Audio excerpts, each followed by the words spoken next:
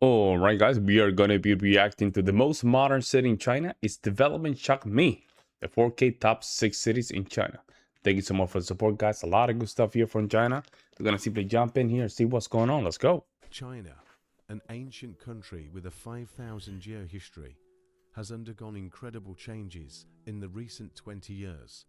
It seems as if it has evolved directly from the 19th century to the 22nd century Yeah, overnight. like, When you it's see these true. ancient buildings and skyscrapers, you won't believe that they are in the same city. Here people are still farming, while over there it is already a world-class CBD.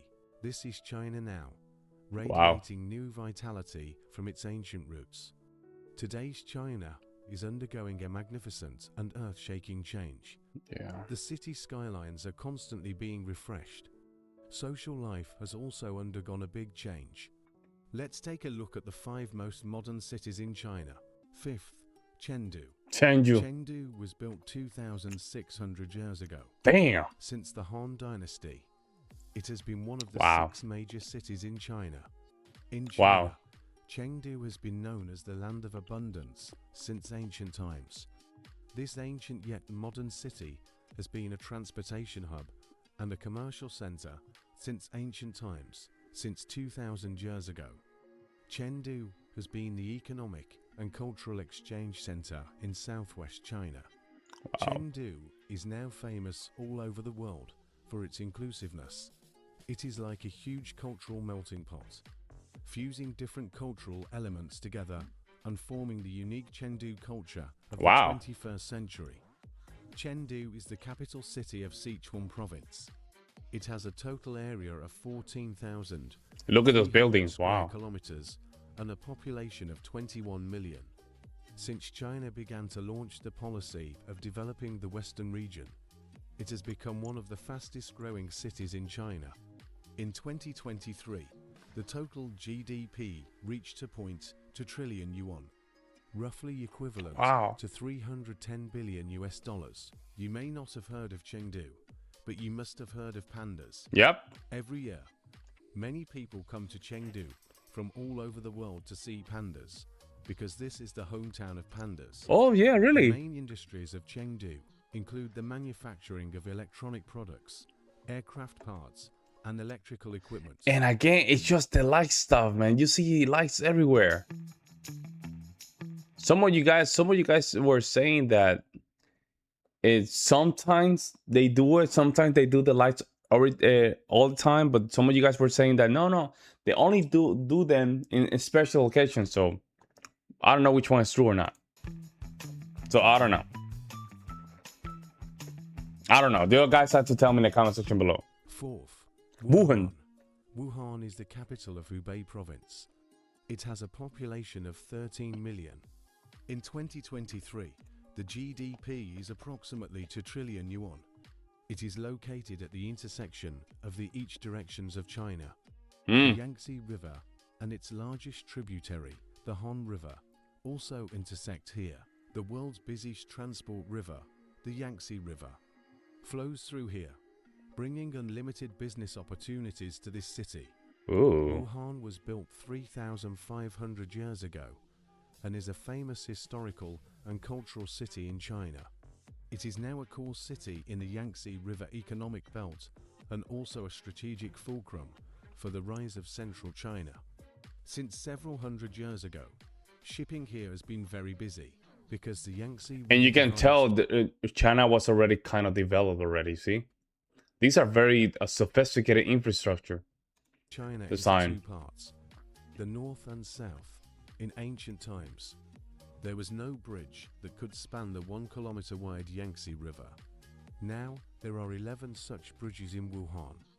The transportation between the north and south of China converges here, achieving the prosperity of Wuhan.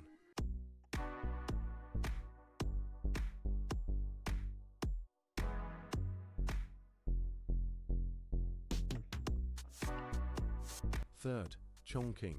Chongqing is one of China's municipalities directly under the central government. Chongqing has a population of 31 million. Yo, look at those buildings, man. What the hell? How's that even? Wow. In 2023, the GDP is approximately 3 trillion yuan. But Chongqing has more than just one main urban area. It has an area of 82,400 square kilometers and has multiple satellite cities. Wow. They are all distributed between mountains and rivers. Chongqing is a magical megacity because it is built on mountains and waters. Yet it is so huge. Now Chongqing is an important automobile manufacturing center in China. At the same time, it is also an important heavy industry base in China. With the electronic manufacturing industry and equipment manufacturing. So it seems like the manufacturing in the manufacturing industry has given a lot of people a lot of, better wages. During the Second World War, Chongqing became the temporary capital of China. Because it is surrounded by hundreds of kilometers of high mountains and big rivers, in history, no external army has been able to break through here from the front. This may also be the reason why this mountain city can have so many people.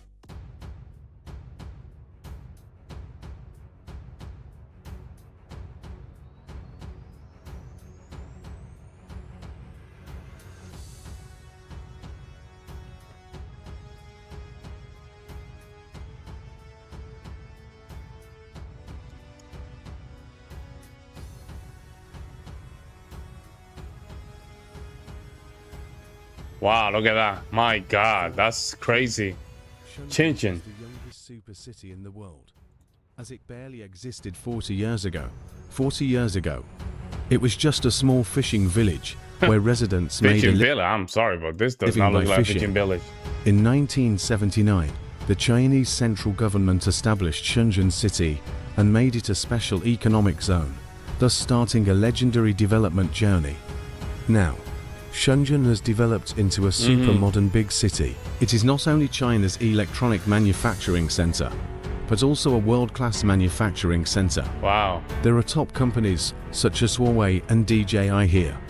At the same time, there are countless small and medium-sized factories, forming a powerful industrial cluster. In 2023, Shenzhen has a permanent population of 17 million. Yo, a lot of these cities, they have so many millions of people. It's insane. The GDP reached 3.5 trillion yuan, with a growth rate of 6.0%. Wow.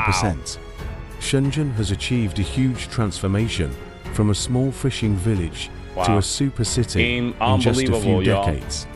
It has become an important window for China's reform and opening up, and an important engine for economic development, having had an important impact on China's economic development. However, Shenzhen's development has not been smooth sailing.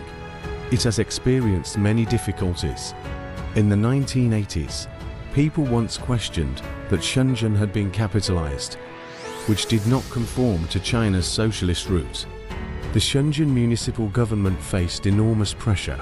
Whether to continue running this special economic zone became the focus of debate at that time. Until 1984, Deng Xiaoping came here for the first time. After 3 days of inspection, Deng said that the development and experience of Shenzhen prove that our policy of establishing special economic zones is correct. At this point, the controversy was resolved and Shenzhen began to develop with all its strength. Funds and talents from all over China began to pour in here. In 1995, China established a development strategy of rejuvenating the country through science and education. Whoa, look at that. Look at that. This is what I'm talking about. This is what I'm talking about. This is what I love about China. You see how they keep their nights alive and not dark. The pioneer of this route. Today, Shenzhen has become the city in China with the most successful industrial upgrading and the most effective development of high-tech. Since the establishment of the Shenzhen Special Economic Zone, reform and opening up have been destined to become its gene. Many of China's economic reforms are first tested in Shenzhen. If successful, they will be promoted nationwide. Shenzhen is adjacent to the Hong Kong Special Administrative Region, with the highest economic freedom in the world. At the same time, it is backed by Guangdong Province, China's largest manufacturing base. Relying on this powerful resource, in the first 20 years of reform and opening up, Shenzhen's average annual GDP growth rate was as high as 35%. Now it still maintains an annual growth rate of 6%. Nowadays, Shenzhen's development is entering the next stage. Here is a complex of new energy, high-tech, and low-carbon, and environmentally friendly life. Shenzhen now has a total of 921 parks and 4 major nature reserves. The green coverage rate of the built-up area of the city is 45.1%. At the same time, it has the world's largest new energy automobile manufacturing cluster. The headquarters of BYD is here. Shenzhen's public transportation system has been fully electrified. Even the government has basically achieved electronization. 98% of administrative matters can be handled through the network. For Chinese people, Shenzhen has become a synonym for reform. Wow. I mean, and they're still building. They're still building, guys. It's not like they stopped. They kept building. They're still building. Wow, look at that. It's impressive. All this is impressive, man.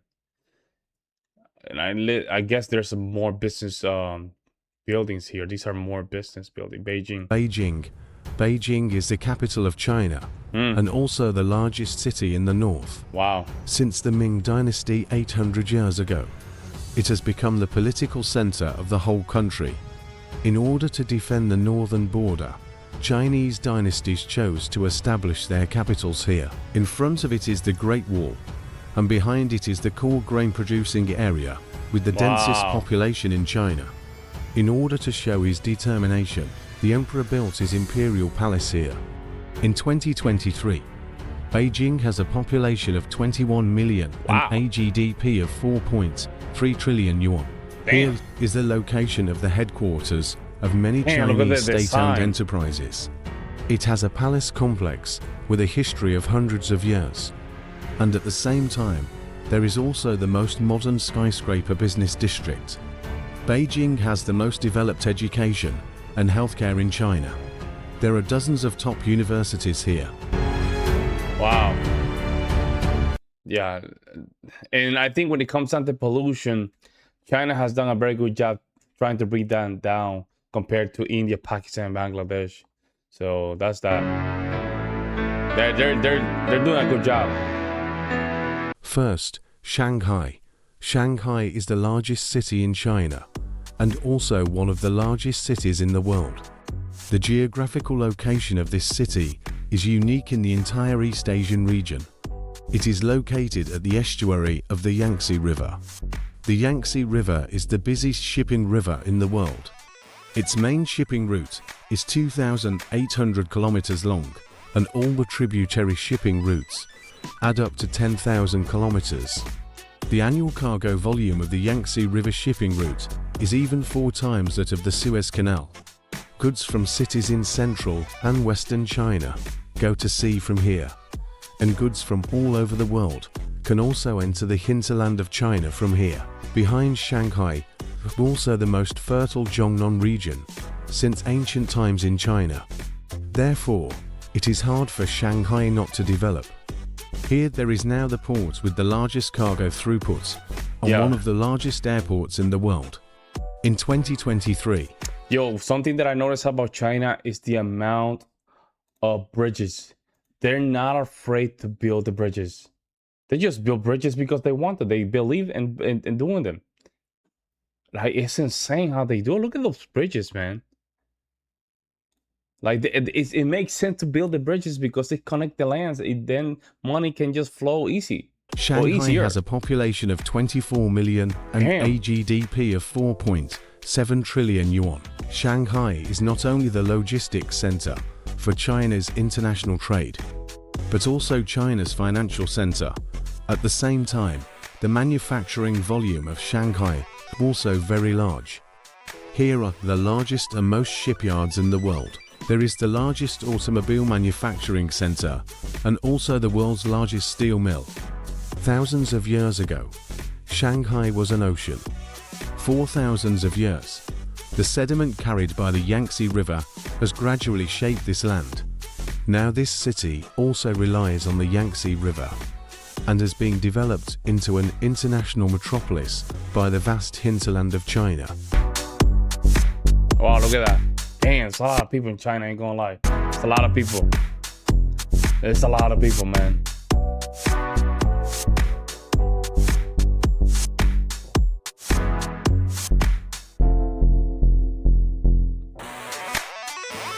Gorgeous. I mean,